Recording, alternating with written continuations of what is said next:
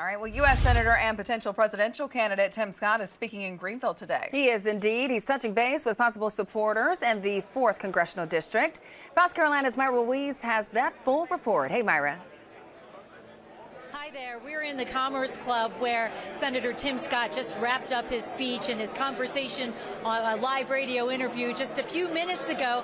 You can see all the crowd here hoping to get a chance to speak to him in person, but his time is limited and he's actually doing some interviews right now. Now, the North Charleston native says he's going to wait till May 22nd to make that major announcement. He's been spending some time touring the country on his Faith in America tour. He's made some notable stops in New Hampshire and in Iowa as well. He has called this his listening tour to get a better idea of what Americans want and also to see how his conservative ideals resonate with them. Now, if he decides to run, he will join a rather long list of declared Republicans who are running for president already.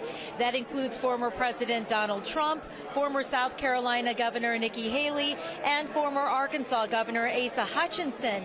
And also on that list is Texas pastor Ryan Binkley, along with California media personality Larry Elder, Michigan businessman Perry Johnson, and Ohio entrepreneur Vivek Ramaswamy. Now, again, he kind of joked about sharing that secret, but he said he will share that secret on May 22nd. But it really sounds from the crowd's reaction and the questions they're asking him that he really will be addressing whether or not he plans to run for president in North Charleston on May 22nd. Of course, we will have that answer, whatever he has to say, before then. Reporting live in Greenville, Myra Ruiz, Fox Carolina News.